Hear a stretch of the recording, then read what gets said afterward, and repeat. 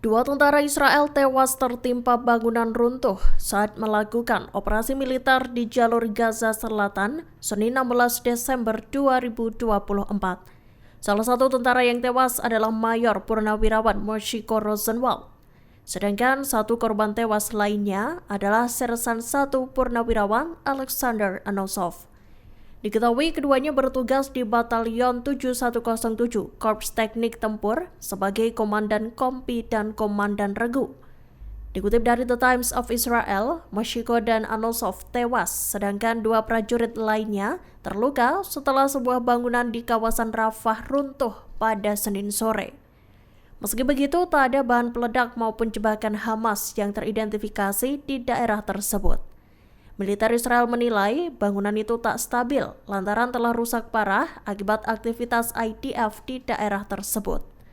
Menurut penyelidikan awal, bangunan itu runtuh karena pergerakan tank di jalur yang dekat dengan lokasi. Dilaporkan, militer Israel memakan waktu berjam-jam untuk mengevakuasi jasad kedua tentaranya dari balik reruntuhan. Kuburan massal berisi tulang belulang manusia ditemukan di daerah jembatan Baghdad dekat Damaskus, ibu kota Suriah. Diketahui kuburan massal itu ditemukan pada Senin 16 Desember 2024. Penemuan ini menjadi bagian dari upaya yang terus dilakukan oleh warga Suriah untuk mengungkap kekejaman rezim Bashar al-Assad sejak pemerintahannya runtuh. Dikutip dari Tribun News, parit-parit dalam yang berisi sisa-sisa jasad manusia itu diyakini sebagai warga sipil yang menjadi korban pembantaian. Dilaporkan banyak korban berasal dari penjara-penjara yang terkenal kejam seperti Sednaya. Para korban diduga meninggal akibat penyiksaan atau kondisi yang mengerikan di penjara sebelum akhirnya dikubur secara massal. Dalam karung-karung berisi sisa jasad itu terdapat tanda-tanda, kode penjara, dan nama-nama korban. Setidaknya dalam salah satu parit ditemukan 8 karung berisi tulang belulang manusia. Penemuan ribuan jasad itu terjadi setelah laporan serupa muncul dari distrik Tadamon di Damaskus. Gas air mata turut mewarnai aksi unjuk rasa warga Palestina di kota tua Hebron. Insiden yang terjadi pada Selasa 17 Desember 2024 malam itu bahkan turut melibatkan granat kejut. Diketahui penembakan gas air mata itu dilakukan pasukan Israel untuk membubarkan demonstrasi tersebut. Dikutip dari Anadolu Agency, 4 pengunjuk rasa juga diserang secara fisik selama insiden itu. Diketahui aksi demo ini terjadi menyusul permintaan berulang kali dari pejabat Palestina untuk membuka kembali jalan utama di kota tua Hebron. Hal itu lantaran jalan tersebut menjadi satu-satunya penghubung antara sejumlah wilayah. Sebagai informasi, kota tua Hebron adalah rumah bagi beberapa kantong pemukim ilegal Israel yang menampung sekira 500 pemukim. Kota tersebut pun dilindungi oleh ratusan tentara Zionis. Rumah sakit Kamal Adwan di Gaza Utara kembali menjadi sasaran peluru penembak jitu Israel. Diketahui sniper pasukan Zionis IDF menarget unit perawatan intensif rumah sakit tersebut.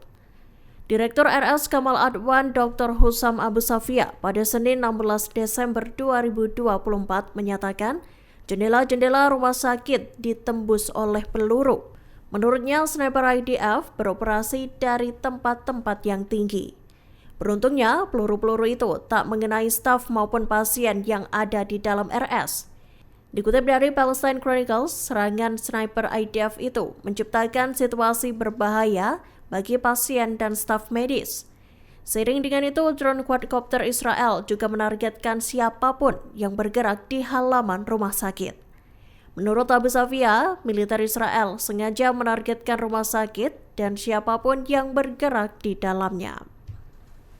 قناص يطلق النار بشكل مباشر على العاملين داخل قسم العناية المركزة، وهذا القسم الوحيد اللي بيقدم خدمات العناية المركزة في شمال قطاع غزة. بسم الله الرحمن الرحيم. اليوم 16/12/2024 نتحدث طبعا الساعة الآن تقريبا الساعة 5 مساء بتوقيت غزة. طبعا يوم أسود يضاف إلى أيام سود في سجل الاعتداءات على مستشفى كمال عدوان.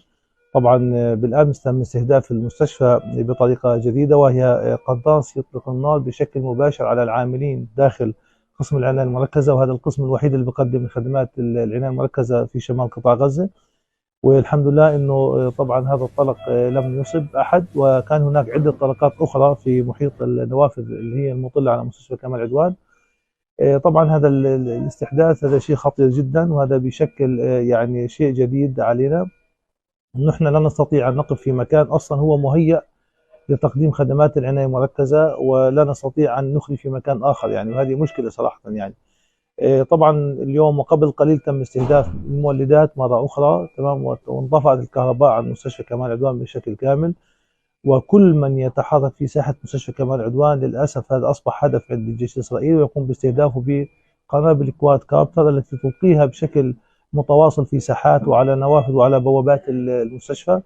لا نعلم ماذا يريد الاحتلال من هذه طبعا من هذه الأحداث يعني. نحن نشدنا العالم وما زلنا نناشد العالم انه يجب توفير حمايه دوليه للمستشفى وللطاقم العامل وللناس المنومين داخل المستشفى اللي بيطلقوا الخدمه الانسانيه. وبالتالي يعني نناشد منظمه الصحه العالميه والمجتمع الدولي بالتدخل العاجل لتحييد مستشفى كمال عدوان وتحييد طواقمها ولتحييد المنومين فيها عن الاستهدافات المباشره والغير مباشره بحق المنظمه الصحيه. Rumah sakit Kamal Adwan di Belahia, utara jalur Gaza, tak henti-hentinya menjadi target serangan pasukan Israel. Setelah ditembaki oleh sniper Zionis, pada Selasa 17 Desember 2024 malam, RS tersebut kembali diserang. Pasukan Israel IDF diketahui menarget generator listrik, jaringan oksigen, dan tangki air rumah sakit. Digempurnya fasilitas-fasilitas tersebut tentu membahayakan keselamatan para pasien.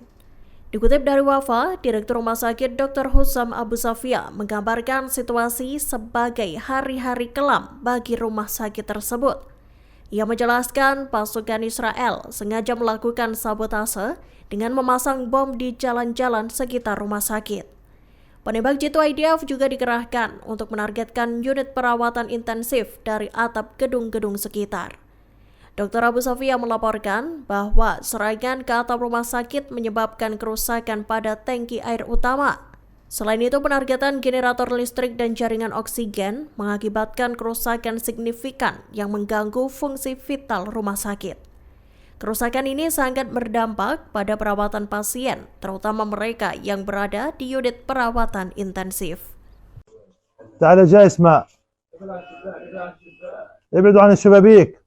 تمام. اليوم 15/12/2024، طبعا يوم أسود يضاف إلى أيام سوداء في سجل مستشفى كمال عدوان منذ الحصار المطلق على شمال قطاع غزة وعلى المنظومة الصحية على وجه الخصوص. طبعا منذ أمس طبعا والكواد كابتر لا يعني تكاد لا تغادر سماء مستشفى كمال عدوان، وتلقي قنابل طبعا اللي هي من يعني قنابل ميلز فيها يعني شظايا غريبة من نوعها تقوم بإحداث ضرر في المنظومة الصحية، في شبكة المياه وشبكة الأكسجين وشبكة الكهرباء. حتى العاملين كمان إصابتهم يعني ليس ببسيطة. فقدنا أعداد من الكوادر الطبية بسبب هذه القنابل. طبعا بعد وصول قافلة صحية منسق إلها أصلا مع الارتباط بدخول هذه السيارات إلى مستشفى كمال عدوان لإخلاء بعض المصابين وإحضار بعض المستلزمات الطبية، قامت طائرات كواد كابتر باستهدافهم بشكل مباشر، فأصيب 2 من المسعفين أو سائقي الإسعاف، وأحدثت ضرر في طبعا في سيارات الإسعاف، وأحدثت أيضا ضرر في شبكة الأكسجين. وطبعا هذا يعني لا نعلم ولا نعرف ماذا يريد الاحتلال رغم التنسيق الجاري يقوم باستهداف المنسق لهم، وبالتالي لا أعلم ما هي فائدة التنسيق. إذن يعني الوضع كارثي. نحن الآن نعيش ونقدم خدمة تحت الخوف وتحت القصف وتحت الرعب، وما زالت المستشفى تقصف على مدار الساعة. هذا هو الحال. ضربت. تعال جاي اسمع، ابعدوا عن الشبابيك.